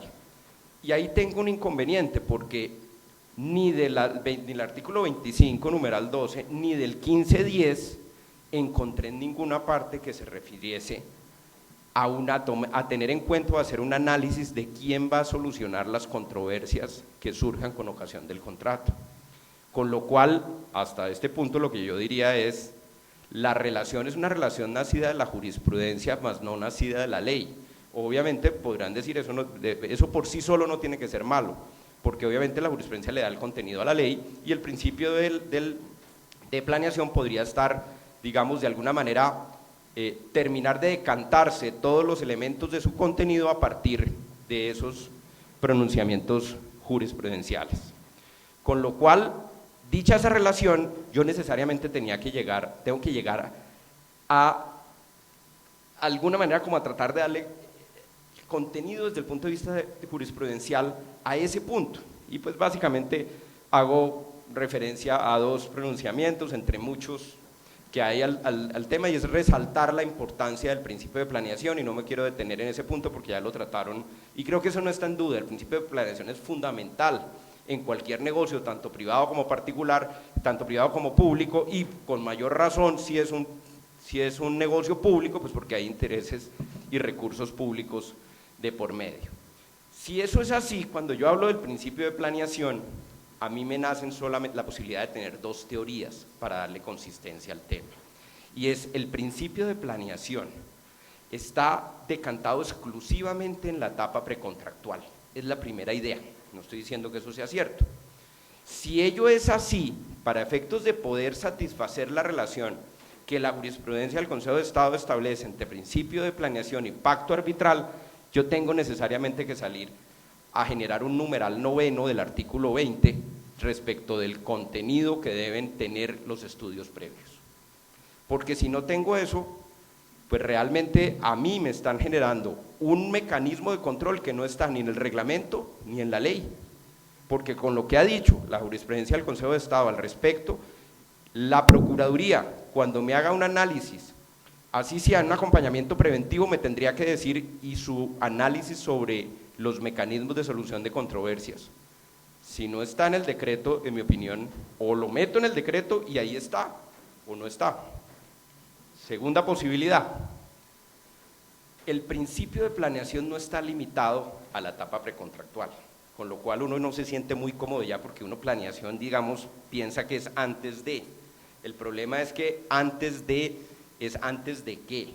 Antes de iniciar el contrato o durante la ejecución del contrato, antes de la toma de una decisión, que esa decisión sea soportada, sea planeada, y pues digamos ofrece algún tipo de dificultad en ese punto. Hablo de la etapa contractual y hablo de la liquidación ahí porque recuerden que el 1510 elimina realmente la etapa postcontractual al establecer que el proceso de contratación inicia con los estudios previos y termina más allá de la liquidación del contrato, es decir, ya no habla de la etapa postcontractual, sino todo eso hace parte de lo que denominó el mismo decreto al definirlo en etapa, en proceso contractual.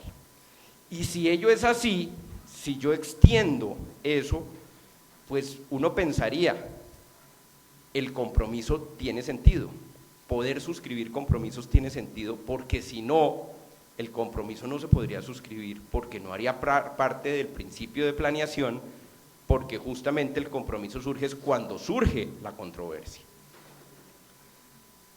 Tercer punto, que sería pacto arbitral y principio de planeación, seguir mirando un poco como, y tal vez en la línea de lo que el doctor Martín Bermúdez lo presentaba, es, supongamos que yo me metí en la primera etapa, y es en la primera teoría, y es el principio de planeación es previo a la decisión, es previo a la etapa contractual, es decir, es de la etapa precontractual.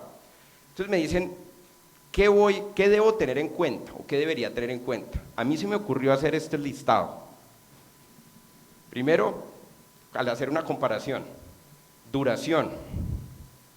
Pues si yo me voy en duración, en teoría tengo una complicación, porque si me voy a duración, ¿qué? Duración de lo que hoy el CEPACA establece que es el proceso, o duración a lo que el CEPACA, a pesar del CEPACA, realmente se está llevando un proceso. Y ya ahí tenemos un descuadre grandísimo entre lo que realmente es y lo que decía el CEPACA. ¿Para dónde dicen que va la cosa? Pues para llegar a lo mismo que estábamos, es decir, promedios de 15 a 18 años. Luego, entonces, si mi criterio es duración, el trámite arbitral, que tampoco estoy hablando de un año, porque si solamente para arrancar a notificar a todo el mundo me demoro, digamos, alrededor de 2 o 3 meses hasta cuando uno arranca. Cuando uno realmente arranca ya ha pasado alrededor un término cercano a un año. Entonces, pues duración en todo caso, promedio, si le mete uno además el recurso de anulación, que ya no se le perdona a ningún laudo, sea particular o estatal, pues realmente de duración, supongamos que estamos haciendo una comparación, seamos optimistas, aquí 10 años, aquí pongámosle 4 años, para tener un promedio por ahí, pues obviamente duración 10 contra 4 no habría forma de hacerlo, hasta Pambelé le hubiera dado a eso. Especialidad. Especialidad me refiero básicamente a los árbitros finalmente, si son de alguna manera, digamos, tienen muy cercana ese tipo de controversia o no. Ahí creo que, pues obviamente depende aquí de lo que yo escoja, y escojan las partes, con lo cual el comentario que voy a hacer al final, pues ya para donde vamos después de la directiva presidencial y de la circular de la agencia, pues es para un lado completamente diferente, y lo planteo de una vez, es para donde yo creo que esto va, es básicamente para generar una profesión que se llame profesión árbitro, y lo explicaré más adelante. Costo, pues costo obviamente si me voy gratuidad versus costo del tribunal arbitral sin meter tiempo, pues la decisión va a ser allá claramente del otro lado. Yo le tendría que meter otra vez costo dentro del costo, costo político. Entonces uno también dice, yo, ordenador del gasto, yo quiero que esto me salga en mi mandato. De pronto no, de pronto yo prefiero que se vaya más lejitos. O de pronto sí, yo prefiero que esto se dé en la mía porque yo prefiero defenderme en la acción de repetición yo mismo, con los papeles y con todo adentro y no por fuera, sin ningún archivo de absolutamente nada. Cuarto, naturaleza y tipo del conflicto. Entonces uno dice, bueno, es que si es un contrato a 1 año o a 2 años, uno dice, pues realmente no importa mucho que la controversia, en ambos casos se va a llevar más tiempo. Si es muy poquita plata, pues se va a darle más caro el caldo que los huevos, evidentemente no habría. Y análisis de la contingencia, donde viene un tema que es fundamental, y es esa percepción que se tiene, que entre otras vienen unas cifras que está manejando el gobierno a través de la Agencia también de Defensa Jurídica, donde tienen cifras de este estilo, y es que el Estado gana ante la jurisdicción de lo contencioso alrededor del 86% de los procesos y pierde ante la justicia arbitral alrededor del 71%. Si usted tiene esas cifras y las publica, dígame quién, servidor público, va a poder decir que prefiere irse allá al pacto arbitral o la justicia arbitral, por llamarla de esa manera antitécnica, a tratar de intentar ser parte del 29% de eso. Sería muy difícil. El compromiso, si yo me voy a la explicación de la teoría de que el principio de planeación solo se da en la etapa precontractual, eso es lo que le pasa al compromiso. ¿Qué más? ¿Cómo digo que una vez surgida una controversia, si yo no la planeé porque no estaba en el estudio previo, la constatación es del estudio previo, repito, si estoy en la teoría de que el principio de planeación está limitado allá, si estoy en la teoría de que el principio de planeación va más allá, pues parte de lo que yo tendría que decir en ese momento es justificar por qué estoy yendo a un compromiso. Pero miren que ahí ya genera una dificultad la etapa específica de llegar a establecer si puedo pactar un compromiso o no. La decisión del pacto arbitral como decisión de gerencia pública, como lo decía Martín. Y ahí yo hago un análisis de 2 normas, digamos, con una característica especial, que es la Directiva Presidencial número 4 y la circular número 13 de la Agencia de Defensa Jurídica del Estado. Y al hacer esa lectura, el compromiso resucita por 2 razones, porque las 2 y específicamente la directiva habla que para pactar cláusulas compromisorias y compromisos, entonces habla de las 2, o sea que el compromiso de alguna manera está vivo para la normatividad. En ninguna parte cuando uno hace la relación vuelvo a encontrar lo mismo, llego a la misma cosa, no encontré referencia alguna al principio de planeación. No lo encuentro en la ley, no lo encuentro en el decreto, repito, a la relación principio de planeación y pacto arbitral, y no lo encuentro tampoco en la directiva. Y dice el compromiso de corresponder a una decisión de gerencia pública, y uno dice, claro, es que deben planear la controversia, pero yo empiezo a hacer una serie de interrogantes y es, ¿qué es mejor, la justicia arbitral o la jurisdicción contenciosa? Lo que diga es perfectamente subjetivo. ¿Por qué? ¿Qué voy a poner ahí? En últimas, en mi opinión, yo creo que son vestidos que están ahí. Y cuando llega la controversia, yo decido en cuál de esos vestidos considero que me siento más tranquilo, dadas las características de una jurisdicción. Yo voy a un punto, independientemente de la discusión de si los tribunales de arbitramiento pueden conocer de la legalidad de los actos administrativos. A mí me preguntan, y yo creo que el juez contencioso está más indicado hoy para conocer de la legalidad de una cláusula, del ejercicio de una cláusula excepcional que el juez arbitral. ¿Por qué? Porque ha tenido un recorrido de toda la vida, todos los días conoce la legalidad de actos administrativos. Esa es mi posición personal, pero perfectamente podría tener otra, es decir, ¿cómo voy yo a establecer esta decisión de gerencia pública si está adecuada o no está adecuada? Vayamos más allá. ¿Qué problemáticas encuentra uno como consecuencia de la directiva presidencial? Especialización de árbitros. Fíjense que hay básicamente, y por eso digo profesión árbitro, hay varios límites que hay en la directiva. Uno, pues el número, y dos, usted no tener demandado a una entidad pública del orden nacional. Con lo cual, usted va a estar, digamos, frente a una característica, y es, ¿quiénes podrán entonces estar habilitados para ser árbitros? O quienes defienden al Estado, caso en el cual pues su contraparte particular va a decir, no, yo quiero, o sí, pero déjeme también de los otros. Si usted entonces no quiere tener inhabilidad para poder tener el nombramiento, ser nombrado árbitro, entonces no podrá demandar al Estado, porque no podrá, para no generar la inhabilidad. Luego entonces realmente se genera una desnaturalización. De alguna manera, en mi opinión, el arbitraje también quiere que haya personas que no estén, cuando yo acudo a esa jurisdicción, que tengan también la práctica cotidiana del ejercicio, no solo desde el juzgamiento, sino también desde la parte, digamos, operativa del contrato en movimiento. Se crea, obviamente, la incompatibilidad que acabo de mencionar y obviamente se genera un castigo a los demandantes del Estado, cuando eso es un derecho, finalmente, y representa, evidentemente no se pretende, digamos, que hay un límite. Yo no puedo demandar a la misma entidad de la cual soy árbitro, ni al mismo tiempo ser asesor y estar demandando a la misma entidad que tengo de presente. ¿Para dónde vamos?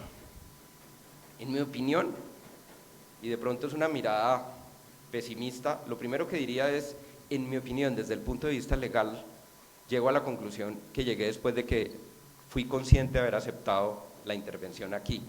No existe relación, o no puede existir, o es muy difícil que exista una relación entre el principio de planeación y la decisión sobre pactar una cláusula compromisoria o un compromiso, porque el contrato por esencia es dinámico. Yo lo que podría hacer en un estudio previo, si lo incluyo para poder cumplir con esto, es fijar criterios que me permitan, cuando surjan las controversias, saber si suscribo un compromiso o no. Y la pregunta es, pero eso no hace parte ahí sí de la buena administración del gestor público, que acude a los mecanismos que están establecidos en la ley. Yo creo que sí. Dos, si la dirección es la limitación frente a el arbitraje, me refiero básicamente a la directiva cuarta entendida, que en el arbitramiento le va mal al Estado, pues ¿para dónde es que vamos finalmente con todas las limitaciones? En mi opinión, ya dimos el primer paso a llegar a una jurisdicción especializada para la contratación estatal, que de pronto no es mala idea, pero lo que no puedo tener es la falta de certeza sobre los mecanismos de resolución de conflictos, porque lo que le tengo que dar tanto al inversionista nacional como al inversionista extranjero es seguridad jurídica. Con eso no los quiero cansar más, sino simplemente contarles la experiencia que tuve cuando traté de preparar esta intervención. Muchas gracias. En relación con el planteamiento del doctor Martín, y es la siguiente. La nulidad, pues no vamos a aplicar en materia de nulidades absolutas los criterios en relación con objeto, causa ilícita, pues la violación de norma imperativa, el desconocimiento del ordenamiento jurídico, el juicio de legalidad contra el contrato, parte de esa hipótesis en cualquier escenario. si se plantea vicio, si se plantea que el pacto es un negocio, pues necesariamente los vicios del negocio que conocemos pues se deben predicar del mismo y se configurarían en el evento en que se den las hipótesis que la ley establece para la nulidad del mismo. Eso me parece que tiene que quedar claro. Habría que verificar si la norma es de carácter imperativa, si la norma es dispositiva, si realmente no se trata de un deber funcional imperativo el que se está estableciendo, etcétera, etcétera. No hago comentarios en relación con las directivas que ustedes han hecho mención, no las conozco, no las he mirado, no las he tratado. El planteamiento que hice aquí lo hice fundamentalmente es con base en las sentencias que se han expedido por parte del Consejo de Estado y las consideraciones del principio de planeación. Me pareció muy interesante el doctor de Viveros, el doctor Felipe, el entierro que le hace al compromiso, ¿no? pero le decía yo al doctor Cárdenas ahí en voz baja lo siguiente, no es la idea, no es que vayamos a confundir la planeación del negocio principal con lo que debe ser la justificación y planeación y motivación de lo que es el negocio del pacto o el negocio del compromiso.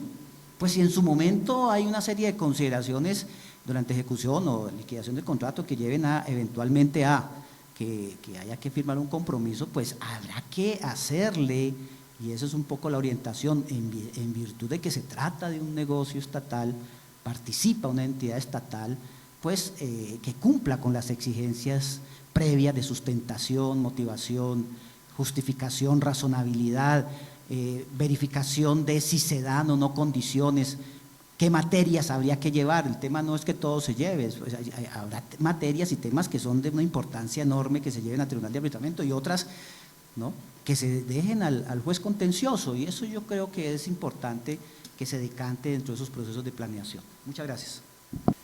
Y es un poco más teórica acerca de si realmente estamos hablando de afectación de objeto ilícito, porque de lo que yo pude entender y de las tres intervenciones, el principio de planeación estaría afectando sobre todo la formación de la voluntad o del consentimiento de la entidad pública, es decir, no fue un consentimiento perfecto en la medida en que no planeó lo suficientemente bien, no lo pensó bien, digamos asumiendo la primera alternativa de la que hablaba el doctor de Vivero. No sé ustedes qué opinan. La sentencia del Consejo de Estado, la sentencia que comentamos, no lo fundamenta en un vicio del consentimiento, sino en el objeto ilícito. Y digamos que si usted quiere, la divergencia que hay entre lo que dice la sección tercera y la sección quinta, es que la sección quinta dice cuando se habla de objeto ilícito debe hablarse de las obligaciones pactadas, y digamos que posteriormente la sección tercera precisa y está diciendo que usted no puede confundir el objeto de la obligación con el objeto del contrato, y la visión que se dio, digamos que presentándolo objetivamente, la visión que se dio es que se hizo un contrato en el cual pareciera que en lugar de haber hecho un contrato para ejecutar una obra pública, se hubiera hecho un contrato para apropiarse indebidamente de recursos públicos, que lo dice la sentencia. O sea, lo que persiguió el contrato no es lo que un contrato debe perseguir, sino persiguió un fin ilícito en la medida en que era claro que era imposible la celebración del contrato. Pero digamos que ahí, si usted me permite agregar, uno también ve dentro de las motivaciones no solo algo de ilicitud del contrato, sino algo de indeterminación del contrato, que permitiría decir que eso no puede aplicarse a la cláusula arbitral, porque en la cláusula arbitral cuando se da el consentimiento para hacer la cláusula arbitral, para pactar la cláusula arbitral, pues digamos que ahí no hay en realidad un problema de indeterminación, que le permitiría a uno más adelante en el ejercicio de adivinación que hemos hecho decir que ese precedente no se aplicaría a este caso. Es más o menos lo que podría decir. Me preocupa un poco la argumentación tautológica que tiene que ver con la planeación en el siguiente sentido.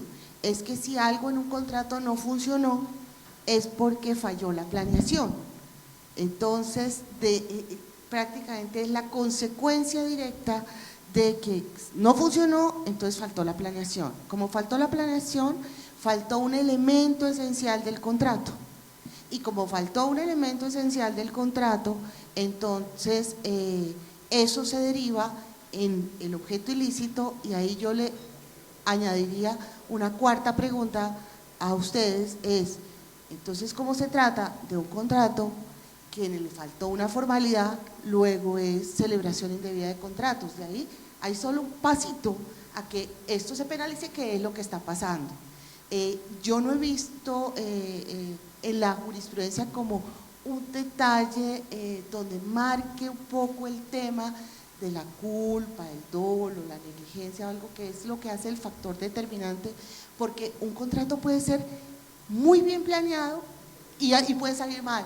O díganme una cosa, miremos la planeación del Metro de Bogotá, entonces no se ha hecho y nadie va a decir que faltó planeación porque llevan cuántos estudios, desde hace más de 20 años. Yo tal vez, si me permiten, añadiría más un comentario, y es una característica del principio de planeación, y es que de alguna manera, pues como lo veo yo, que lo entiendo yo, que lo trae la norma, el principio de planeación se concreta y se decanta de alguna manera en un acto específico que son los estudios previos, que obviamente recogen todo eso que tuvo que haber hecho la entidad. Pero recuerden que esos estudios previos los elabora la entidad, pero los pone a disposición de los interesados. Es decir, los interesados tienen, y es más, la obligación de la entidad, y así es como en muchas ocasiones cuando utilizan indebidamente los interesados para alargar procesos, pues contratan 10 estudiantes y los ponen a cada uno a hacer 500 preguntas. Y ahí van 5.000 preguntas a ver cuándo va a terminar de contestar preguntas la entidad pública para poder abrir el proceso. Entonces, a lo que voy un poco es, el principio de planeación no es solo la entidad la que ella misma lo hace y se lo guarda y de pronto dice, este es el contrato. Y así salió. Es más, las dos partes, pues que finalmente terminan siendo las dos partes las cocontratantes, tuvieron un espacio en el cual analizaron todo eso.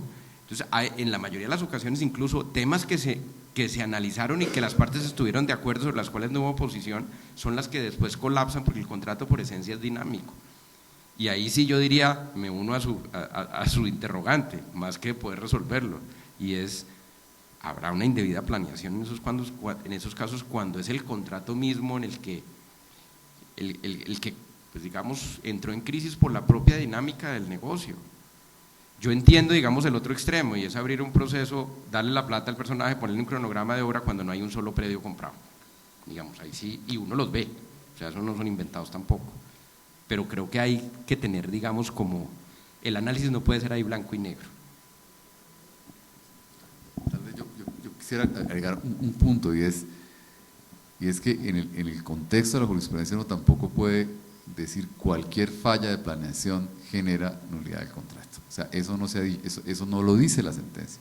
O sea, la sentencia, yo por eso repetí que tenía una restricción muy importante, y tiene una restricción de decir cuándo es que en realidad podría hacerlo. O sea, digamos, lo primero que habría que hacer para tal vez entender cómo el tema es precisarla y limitarla. O sea, limitarla, porque obvio que la planeación ideal es una maravilla, pero tampoco se ha dicho que cualquier defecto en la planeación pueda generar la anulación del contrato. Lo que dice la sentencia me parece que es mucho más preciso.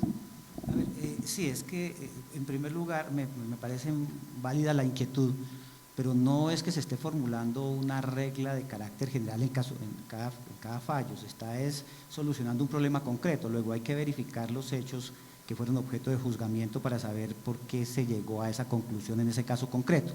Eso desde el punto de vista del alcance de la jurisprudencia. Habría que mirar la ratio concretamente a ver por qué.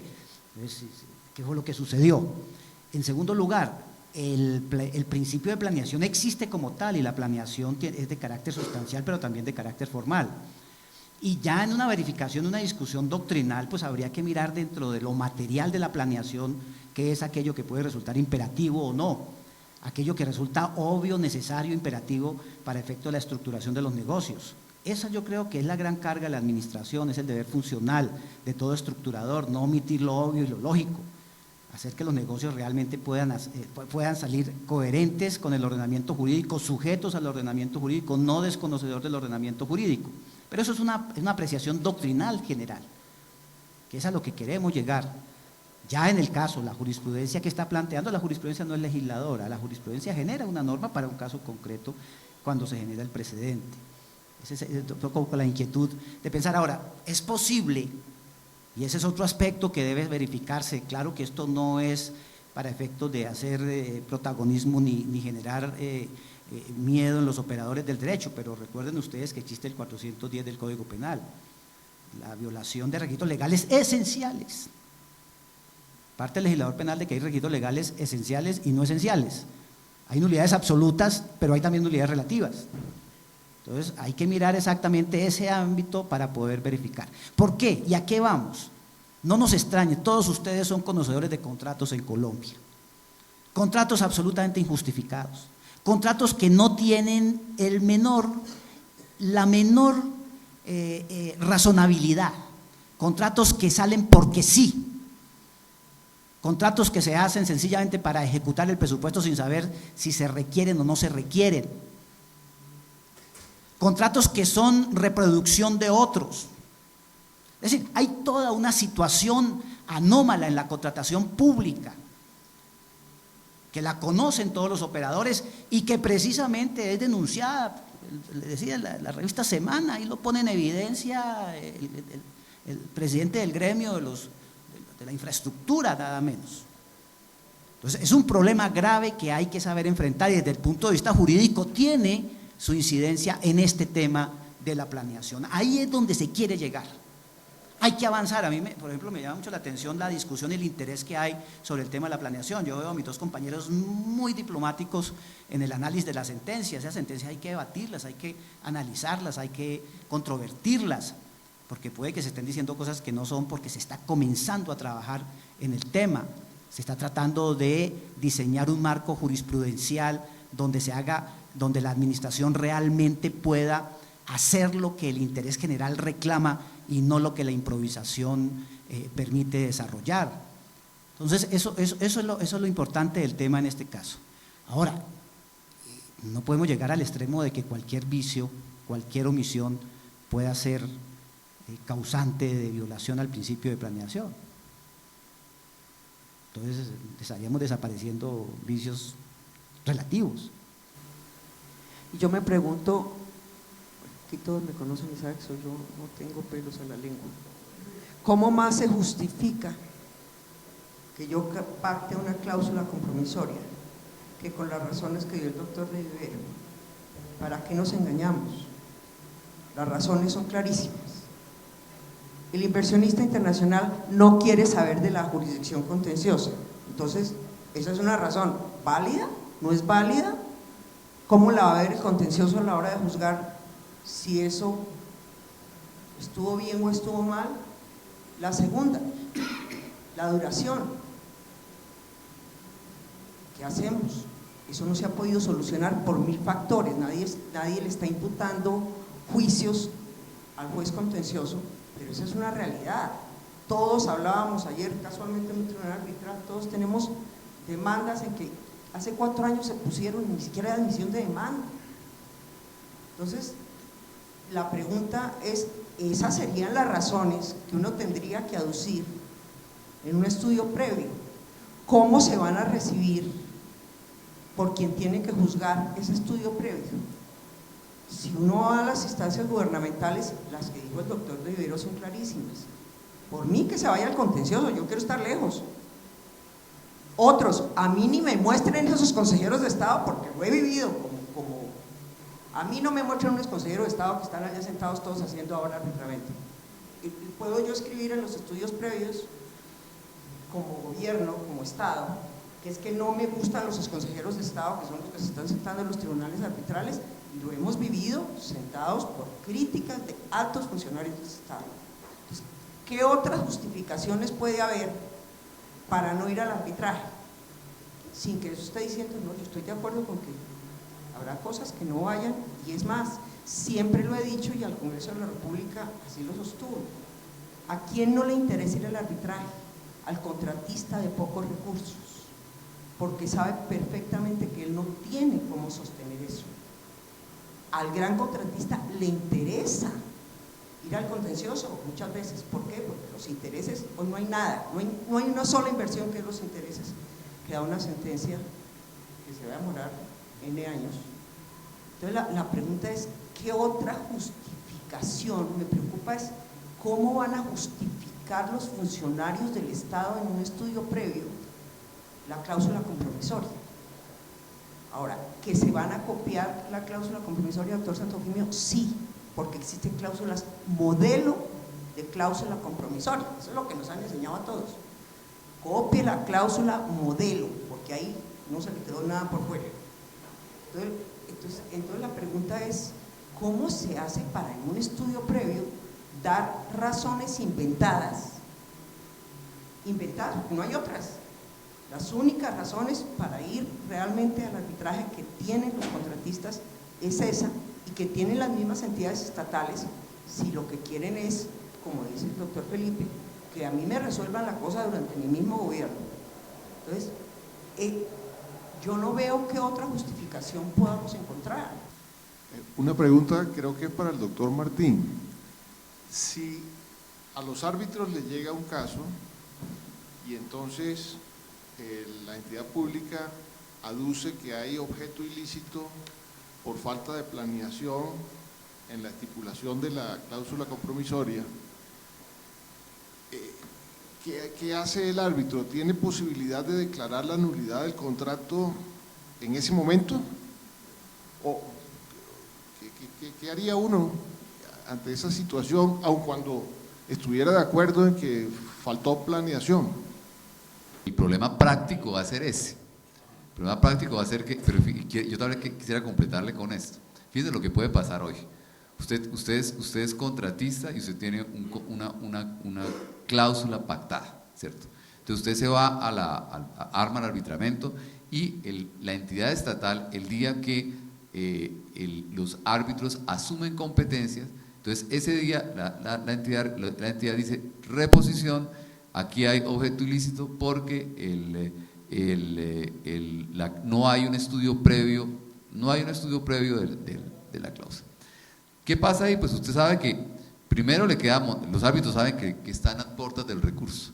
O sea, el recurso de anulación está bastante cantado. Está cantado porque la causal primera de anulación es invalidez absoluta o relativa y le están cumpliendo el requisito en ese momento para después pedir la anulación.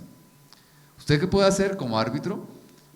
Supongamos, ¿cierto? Que usted dice, no, pues yo no voy a tirar aquí todo este arbitramiento para que me lo anulen. Y digo, sí, efectivamente, estimo que faltó ese requisito, razón por la cual revoco y no asumo competencia. Y ahí supongo que termina la posibilidad de que el señor se vaya a arbitraje.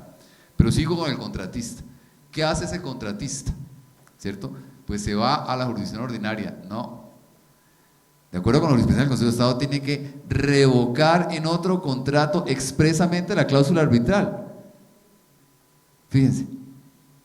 Entonces la Constitución va a ser un poco complicada, o sea, digamos que ¿para dónde me voy yo? O sea, si quiero irme a la jurisdicción ordinaria y aplico la jurisprudencia de unificación y estoy antes del código, pues me van a decir, usted tiene que llamar a la entidad a revocar la cláusula arbitral, y si la entidad no quiere revocar la cláusula arbitral, entonces ahí le completo la pregunta más bien, antes de… Pero yo le añadiría una cosa, yo diría como árbitro, si planteando lo que podría estar pensando el contratista yo le diría, usted no tiene competencia para estudiar la legalidad del estudio previo. Luego, entonces, usted ponga cuento que se va a declarar no competente, ¿de dónde viene la competencia para estudiar la legalidad del estudio previo que ni siquiera ha sido materia objeto de este tribunal? Creo que hay que llamar a un abogado.